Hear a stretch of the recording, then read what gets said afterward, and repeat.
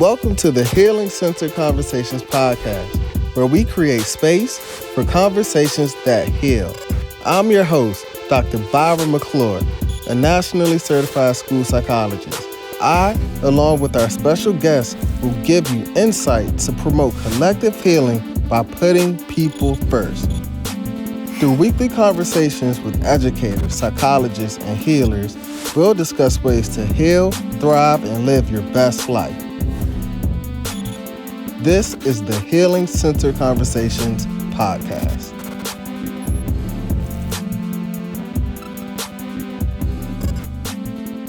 Welcome to the Healing Center Conversations podcast. I am your host, Dr. Byron McClure, where we create space for conversations that heal. Through weekly conversations with educators, psychologists, and healers, we discuss ways to heal, thrive, and live your best life. This is the Healing Center Conversations podcast. On today's show, I am excited. We have a very special guest, and we're going to have a cool conversation with none other than the Koolest Doc himself, Dr. William Blake. What's up, my brother? Hey, what's going on, man? Thank you for this invite. I'm excited to be here, excited about all the magic and brilliance you are creating, and thank you for the space. Absolutely. That's what it's about. So I'm going to go over Dr. William Blake and who the Koolest Doctor is, then we're going to get right into it. So Dr. Blake, he previously served as the Director of SEL for the District of Columbia Public Schools. In this role, Dr. Blake ensured systems and structures were in place to support the development of the whole child. He's currently the Assistant Director of School Redesign at Anacostia High School. Shout out to Anacostia. Over the span of his 14 years, it's 15 years now, right? Yeah, 15 years. 15 years. He a vet. He not new to this. In urban education, he served as a classroom teacher, assistant principal, and principal. He believes that educators must strategically focus on closing the access gap for students furthest from opportunity, which is why he's dedicated to creating equitable outcomes for students, especially for students of color. He's a proud HBCU grad. Shout out to all the HBCUs from Morgan State University. He went on to get his master's degree. He then went on to get his doctorate degree from Eastern Shore. And he's the co-founder of the National Association of Black Male Educators and a devoted member of the Washington, D.C. alumni chapter of Alpha Phi Alpha fraternity. Shout out to the noobs. Of Kappa Alpha Psi Fraternity Incorporated. My man, welcome to the show, man. Man, absolutely, man. Glad to be here, man. I always enjoy the camaraderie with you, man. Absolutely. Got to. I got to mess with you, man. So he's a Kappa, I'm an Alpha. Shout out to the Divine Nine. And look, man, before we jump into it, how are you, man? Just want to check in. Like, for real, how are you, my brother? Man, right now, I am on the West Coast. I'm in Los Angeles. I am attending the National Alliance of Black School Educators Conference, where I'm a keynote speaker, and it's just bringing so much energy. So in this moment right now, I'm good because I get to connect with some amazing African-American educators from across the country, and we are all here for the same goal, for the same mission, to talk about what are some best practices that are going to support Black and brown children that look like me, that sound like me, and how we can make sure that they are set up for success. So in this current moment, I am doing amazing. Professionally, I'm doing some amazing work at the school level. I'm in Washington, D.C., really elevating Anacostia High School, which is considered a very marginalized school community, but through the team, through the work that we are doing, we are putting some systems and structures in place to make sure students are going to thrive and to make sure they are feeling loved, challenged, and prepared on a daily basis. So like with doing that work, I have some good energy. I feel good. We are navigating this pandemic, whether it's a health pandemic, whether it's a racial pandemic, whether it's an oppressive pandemic. We are navigating any pandemic that is coming our way. So with that, I have a sense of pride, a sense of motivation, and I want to make sure that, I'm just bringing my best self to this work on a daily basis. Absolutely, man. And that's important that you're bringing your best self, especially with all the things that's going on in the world. And being out in Cali on the West Coast, I'm sure it's good weather. I'm sure you're bringing a powerful message while you're out there. But man, I'm just thinking and reflecting on how you are a PG County product. All the way to the West Coast, man, and Yeah. I'd love for you to share. In the first episode, I had my identical twin brother on, and we were talking about how we both grew up in PG County and how we graduated from Friendly High School, and we just shared some of our experiences. And you know, it's a blessing to see another black male educator from PG County all the way out on the West Coast now doing big things. So I'd love to hear your experience. You know, growing up in PG County, what that was like for you, and how it shaped who you are today. Man, I grew up in a small town called Forestville. And in Forestville, I attended Forestville High School before it became the military academy. And you know what's crazy? The town that I grew up in mirrors the town the city that I'm working in right now. Forestville and Anacostia have a lot of variety similarities, right? To this day, Forestville is a marginalized community. To this day, Forestville is historically known where a lot of abject poverty takes place. There are food deserts within that community, right? But I had some very strong African American educators that poured into me, poured into my brother, poured into my family and my peers, and they made sure that they wrapped their arms around us with pure love, right? And growing up in Forestville, I saw what love looks like and sound like. And I'm now replicating that in my career as an educator. Yes, academics matter, instruction matter, curriculum matter, but if you do not show up in love every day, if you don't wrap your arms around the babies that you are working with and serving every day, the research says that they won't be successful. And that's why I'm so excited to work in DCPS, because DCPS has a vision that they want every child to feel loved on a daily basis.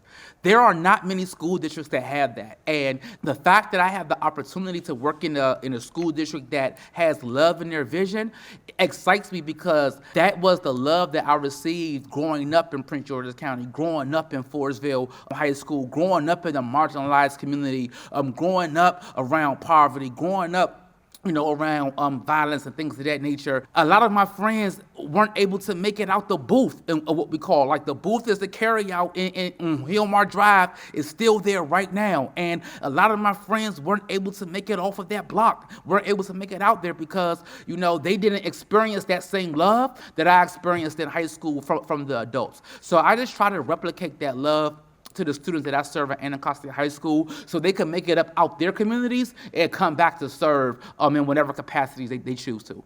Yeah, and that's important, man, especially in the black community. Like, we hear so much of trauma and pain and grief. Man, we don't talk enough about love, man. Yeah. And those are those things that you can't necessarily measure. But everyone from Forestville to Friendly to Potomac can talk about a teacher or an educator or someone who loved them, and that helped get them out of whatever situation that they was in, man. So that's powerful. That's good stuff, man. I love to hear a little bit about how, of course, now you're an educator, you're doing big things, but how'd you get into the field of education? Man, brother Daryl Blake. Daryl Blake is my father. Right now, he is serving in his 36th year of being a classroom teacher. Right now, in 2021, you do not find the commitment of educators in the classroom that long, right? So he was my first role model of what an educator looks and sound like. He was my first role model of what a mentor looks and sound like. I used to watch him pour his heart and soul into his students when I was younger, and he is still doing it today. So just growing up in a household with the educator, with the strong black male educator, I knew I wanted to do that work. So my dad was my first role model. I'm excited that I get to continue his legacy. He was also my role model in Kappa Alpha Psi Fraternity Incorporated. So I'm just excited that we are doing this work actually together. Because he's in Prince George's County serving.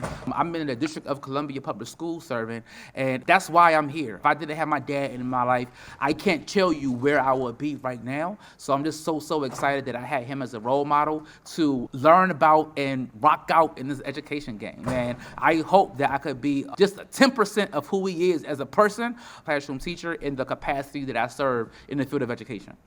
Man, that's inspiring to hear. Yeah. The fact that you had a father figure who inspired you to get into this profession, this noble profession. And can you explain a little bit So did you go into Morgan State knowing that you wanted to be a teacher? So, yep, the great thing about Forestville High School, right, we had a class called Mentorship Science.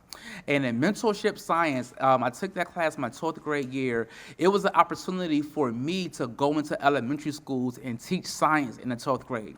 Of that right there, I knew I had the gift, I knew I had the skills, I knew I had the energy to become an educator. So by taking mentorship science in Forestville High School, by going to Shady Side Elementary School, teaching like second and third grade science every Monday and Tuesday, was the most rewarding experience that I've had. So when I graduated Forestville, going on to Morgan State University, I knew I wanted to major in education. And I knew I wanted to become a teacher, and I knew I just wanted to be half of the man that my father is to this day, and to also be a legacy to all of the educators that built up my foundation, not just at Forestville High School, but at Thurgood Marshall Middle School as well as Randall Highlands Elementary School. I had some phenomenal educators that supported me, wrapped their arms around me, and showed me what a true educator looks and sounds like, and I just want to live and execute their legacy on a daily basis.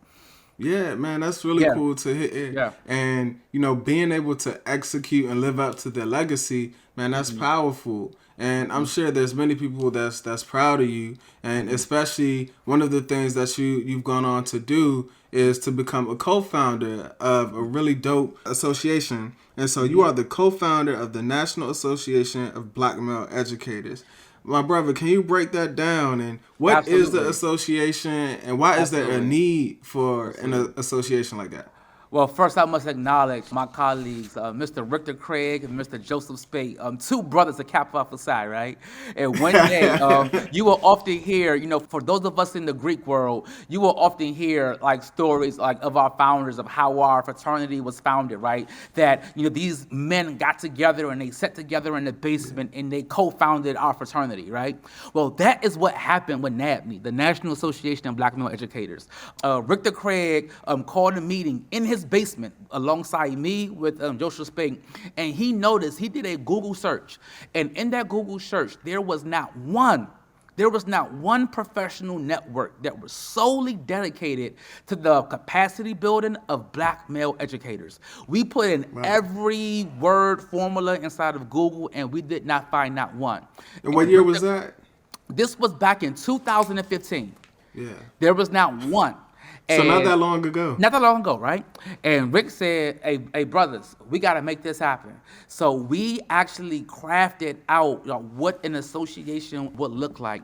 And over these past 6 years, we have been able to engage several audiences around what does the power and what does the value of a black male educator look and sound like. Richter Craig and Joseph Spate, they were able to co-found also All Boys Public Charter School in Washington, D.C., Statements Public Charter School Academy for boys. And they did a lot of research, and the research found out that if you put a black man in front of a black boy, then they are going to achieve exponentially. So our goal is to recruit, retain, and provide professional development to make sure that black male educators, number one, come into this profession with a dope personality, come into this profession with the ability to build and cultivate relationships with scholars that's going to allow them to be successful. So we are going to be kicking off another leg of our work where we're going to be creating some network circles and some professional circles, not only for just black men, but any minority male, for Hispanics male, for Latinx males, and things of that nature, to build their capacity around this work. And you'll see my energy and passion because I'm so excited about this work, because I can now say we have a professional organization that is catered to development of us as black male educators. And what's so powerful about that is you all started with your research, seeing what's already out there. Back in 2015, you all didn't see anything, and you all did something about it. And here you all are, years after that, still making a difference. So, man, that's what it's about, seeing the need for something and then feeling that need. Yeah. So you refer to yourself as the Koolest Doc, Dr. Cool. Man, we're going to need you to break that down. I want to know, where did this name come from? And what does it mean to be the Koolest Doc. Absolutely, man. So I started teaching at the age of 21, fresh out of college, man, wet behind the ears. But my first year teaching, I loved wearing bow ties, right? Bow ties were my thing, right? So I will never forget, my students was like, yo, that's a cool tie right there. And like they didn't understand that it wasn't a necktie, or they didn't understand that it was a bow tie. They just said that was a cool tie. So one of my students one day just called me Mr. Cool, because I didn't have my doctorate at the time. And like Mr. Cool was like my persona of my first year teaching at Gwynn Park High School. And like it kind of like followed me throughout my journey of education. And when I earned my doctorate degree, Mr. Cool transformed into Dr. Cool. And it's just a thing that like my students branded me that name. And I'm so glad, and it's so authentic that like my very, very first year teaching in 2007 that, my students branded like the educator that I am today. And many of them who were in my class, they said, yo, Dr. Blake, we made you. I said, you absolutely did.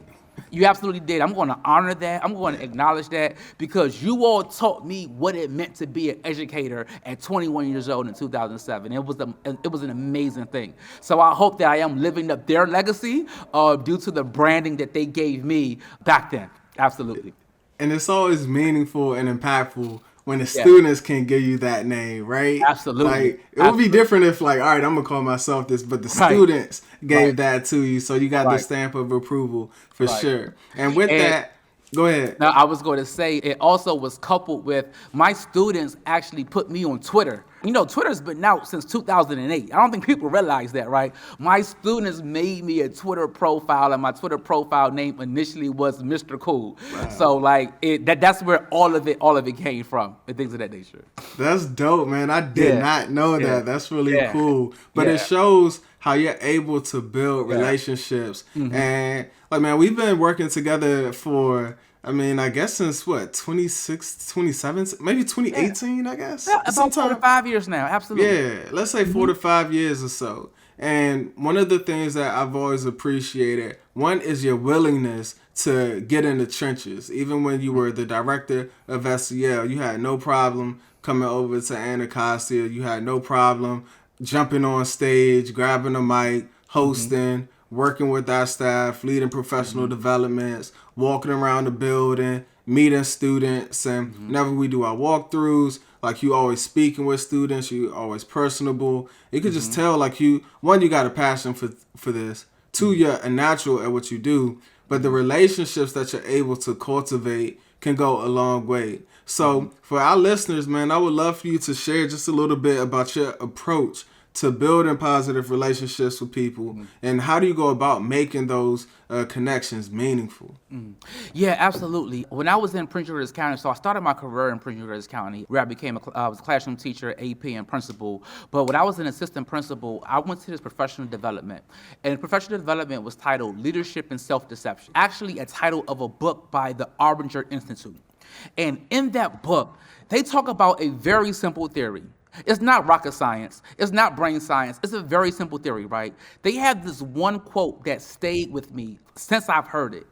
In order to be a successful leader, in order to be a successful educator, you must treat people as people. Simple, bro. You must treat people as people and not treat people as objects, right? So when you take the time to learn someone's name, when you take the time to learn the personality of the person, when you take time to learn the professional acumen of the person, you are being very intentional of building that authentic and vulnerable relationship. And that's the approach that I take in this work as a leader, as an educator, and as a servant of my community. I am going to treat people as people and not treat them as objects, right? By doing so, I take that time. Hey, how are you doing? How is your family? How are you feeling right now? What went on last night? How can I be helpful, right? How can I not be a hindrance? And how can I collaborate with you to get better and to serve you alongside this work? So that's the approach that I take on a daily basis. And I'm so thankful for that PD, because when you walk past somebody, definitely now that we all are wearing like these, right? Yeah. We have to ask, well, how are you? What's your name? You have to say good morning, right? Because now people get to hide behind the mask and you cannot see their full emotions behind the mask. So that's why it's very, very important now to truly, truly treat people as people, to truly understand their emotional stance and how can you serve them based on their needs and based on where they currently are. Man, and that's so much value right there. And look, you could try to sell to the people that you got this from a PD, and I'm sure you did. But I feel like part of it is just innately in who you are as well. But you care about people, right? And you're putting people at the foremost of everything that you're doing. And I think that translates into the current work that you're doing at Anacostia as the Assistant Director of Redesign. So I'd love for you to explain your current role as the Assistant Director of Redesign, what redesign is, and what makes that work transformative. Absolutely. So redesign is just a fancy word for school transformation, right? We are in the work of transforming a school community where we want the school to be the hub and the resource for that community, right? But in order for us to do that, we have to take a very human-centered approach to listen to the voices of the people. We got to listen to the voice of our students, listen to the voice of our parents, listen to the voice of our teachers, listen to the voice of our internal and external stakeholders, right? And with all of that work done, and you are being very, very modest as well, Dr. McClure, because you actually started this redesign work at Anacostia. Let us all be clear about that. So I am just living the legacy. You all have heard me say this a lot, living the legacy, right? I am living the legacy of Dr. McClure right now, right? Because he actually elevated and kicked off this redesign work at Anacostia. And, I am picking up the mantle where he left off, where now I have the opportunity of implementing the work that he started, right? And we have 3 big bets that we call at Anacostia, right? The first big bet is we want to implement project-based learning. And what you might ask yourself is, what is it? We want to give students hands-on experiences to really get involved in their academic content beyond the textbook and beyond worksheets. We want to give them the opportunity to collaborate in peer collaborative groups and to work on a project to a common goal using different skills that could be transferred into different content of classrooms, right? That would make the work more exciting. We also are implementing career academies. We have 2 amazing career academies, the Academy of Civil Engineering and Architecture and also the Public Leadership Academy. And with those 2 academies, students will have the opportunity to receive certifications where they could walk out of high school into real-world jobs. And the third big bet is Dr. McClure is going to love so much because this was his baby and now it's my baby. It is the implementation of the Dream Team. And the Dream Team is a powerful mentorship model that it's so common sense, but no other school is doing it, right? Where we are pairing every student in our building with a caring adult. And that adult is responsible for the social, emotional, and academic welfare of that student. That adult must check in with that student on a daily or weekly basis. That adult must identify what are the gaps that are preventing the student of being successful. And that adult must leverage their adult influence, leverage their resources to make sure that the students are thriving. So in our redesign culture with those 3 big bets, we believe that we're going to increase our enrollment, we believe that we're going to increase graduation, and we believe that we're going to increase our attendance rate amongst our students and make Anacostia High School the hub of the community where our students are going to be the leaders that is going to truly transform what the Anacostia community looks and sound like. So I'm excited about that work because we get to disrupt some systems. We get to dismantle some barriers that have been in place for generations and for years that have prevented our students to excel. And I have a phenomenal team over there, starting with the Principal Hayth, our APs, and just the students we are rocking and rolling on all cylinders. But let me be clear. We do experience some barriers. We do experience some obstacles. But I experience those obstacles with optimism, knowing that we're going to overcome them at the end of the day, where our students are going to thrive. Man, and what's so powerful about that is when you're talking about redesigning systems, we always had the belief that in order to create more equitable systems, you have to redesign inequitable, oppressive systems and replace them with something that will improve outcomes for students, right? And for families and communities and teachers, for everyone operating within that system. And I think that your passion, your energy, your love, your commitment to this work, your infectious energy is what this work really, really needs. And you're right. I mean, it's tough. It's tough work, but it's hard work as well. And so I'm excited if you could just kind of quickly share your vision for the work next 2-3 years and what you see happening in that Anacostia community. Yeah. To be honest, it's a very simple vision. I want adults to be enthusiastic about this work. I want adults to have the mindset that no matter the circumstance, no matter the demographic, no matter the situation, every student in front of them is going to succeed because they have the power to truly change the trajectory of their lives. So for me, it's all about shifting adult mindsets. No matter if you have a 17-year-old student in 9th grade, that student's going to be successful. No matter if you have a 16-year-old girl that has 2 daughters, that student is going to be successful. So we're going to shift mindsets, and we're going to, I don't care what the circumstance, what the situation is, because I'm the adult in front of this student is going to be successful. And that's the only vision that I have, because it starts with us. We are the power to make sure that our students receive the power to thrive in school and in life. Straight up, man. And my motto has been shifting from what's wrong to what's strong. Absolutely. That's it. Absolutely, man. Absolutely. So listen, man, I'm happy. I'm happy that it's in good hands with you, man. And I also know this because you've supported me directly in this work, right? And so I'm interested and would love for you to share like why you believe healing-centered practices, what you believe healing-centered practices are, and what's the value of having healing-centered conversations. Yeah. So nowadays, right, there are a lot of words floating around: equity, a lot of words such as anti-racism, right? But a word that means a lot to me right now is being responsive to trauma.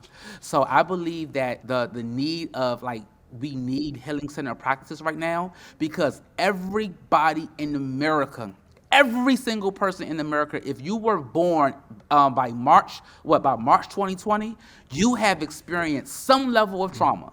Rather, it was the effects of COVID-19, whether it was the effect of watching black and brown people being killed on the media, or rather it was just the effect of experiencing racism. If you were alive in March 2020, you have experienced some type of trauma. So with that, we have to be responsive to that and be sensitive to that and take a healing-centered approach to address that trauma that people have received. That's why I believe that we need the healing-centered practices to be very influential and be the driver of this work, to be responsive to trauma that we have experienced since March 2020. Yeah, absolutely, man. And I think with these healing-centered conversations, I look at it through a lens of, especially when instances of harm have happened, being able to have open lines of communication where you can talk through different issues, most importantly, have dialogue with one another, man. And I think we've lost the art of dialogue and understanding each other. So what you're saying is spot on. Now, on the Healing Centered Conversations podcast, man, we have to keep it education, we have to keep it mental health, we have to keep it healing centered, but we also have to talk business, man, and entrepreneurship. Absolutely. And man, we have to. And so I know that you recently launched Blake Educational Consulting Services, LLC. Let's give some hand claps, shout outs there. Appreciate that. Congrats on the launch, my brother. Can you share and explain what services you'll provide, and just a little bit about exactly what it is you're offering to people? Absolutely. Yes, Blake EDU, I watched how you were very, very intentional in your approach. So I wanted to identify how could I use my voice and use my skills to build the capacity of leaders. So Blake EDU Educational Consulting Services, my intentional vision is really to build the capacity of leaders, whether they are school leaders or district leaders. But I also want to be very intentional to make sure that my services allow people to identify their their power in having courageous conversations to identify what are some anti-racism practices that they must deliver and execute on a daily basis. So I am reaching out to school districts and I'm reaching out to school communities to identify what type of professional learning do your leaders need in order to have a direct impact on the students they serve, in particularly Black and brown students. So my services are purely around professional development, having those conversations around equity, social emotional learning, and those anti-racism practices to ensure that they have the skills that they need to help support navigating these pandemics that we are navigating. Rather it's a health pandemic, rather it's a racial pandemic, or rather it's an oppressive pandemic. We need skills to navigate these pandemics. And so far, I have been able to support school districts out in Oregon, support school districts out in South Carolina, support school districts in the Maryland area around building leaders' capacity around this work. And the work is just garnering so much success right now. And right now, I just received a major opportunity to create a SEL and equity course for Bowie State University to train their pre-service teachers around this work. So I'm excited about the impact that Blake EDU is having. And thank you for your mentorship around this as well, good brother. Man, absolutely, and congratulations. This is only the beginning. You only going up from here. And the reason why I can say that with confidence is because we need these supports. Educators need the services. They need the help, especially during our current climate and atmosphere. Man, where people are stressing out, people are burnt out, people are frustrated. And so the services that you're providing is going to tap into who we are, our leadership skills, our capacity to take on this work. So how can people get in touch with you and find you on social media? You got a website. Drop all your stuff, my brother. Yeah, I'm on social media, Instagram, Dr._Kool, DOCTOR_KOOL. That's cool with a K. Shout out to the Noops, right? And also you can follow me on Twitter at the Koolest Doc. That's THEKOOLESTDOC. The website is coming up in the works, but I'm very, very responsive on both of my social media networks. You heard it here first, y'all. Any last words for the people? Any part of message you want to share? Yeah, I just want to share with you all a message that my mom shared with us and my brothers every day that continue to do it to this day. It's just wake up each morning to be the best you could be. It's only one you. So just be the best you could be. Whatever that best is, show up in your best self every day. For those of you all that are educators, show up in your best self in front of your students on a daily basis so that they can visualize what their best will look and sound like after they leave your presence. So just be the best you could be because you are the best. Man, I appreciate you taking the time. I know you out there on the West Coast. This means a lot to me. And you might not even remember this, man, but I met you years ago, even before we connected in D.C., when I was working in Charles County. Like, you came out and you did a session. And, like, at the end of it, first I was blown away. I was like, yo, who's this guy? Like, he's energetic just like me. Like, he's hyped, but he knows his stuff. He knows what he's talking about. And I spoke with you briefly afterwards. And I asked you a question. I was like, man, it's not that many of us in this field. Like, how do you make a difference? And it was like, it starts with you. And you pointed at me. And you was like, you got to do it. It was like, you can't wait for the next person. You got to go out and do it. My brother, you've been doing that. You inspired me in that moment before you even knew who I was, man. And so it's been cool reconnecting with you years later in D.C. Man, you inspired me, and I don't even think you remember that. So, man, I appreciate that, brother. Man, it's the circle of success, man. It's a cyclical process. So we got to continue to reach back and build that next leader up to make sure that they can execute the work that we're doing on a daily basis, bro. Absolutely. Man, I appreciate this Healing Center conversation. Let's keep healing. Thanks for tuning in to the Healing Center Conversation podcast. Be sure to follow Healing Convo Pod on all social media platforms. Help us grow by liking, sharing, commenting, and leaving a review. Tell a friend to tell a friend about the Healing Center Conversations pod. Take care, y'all.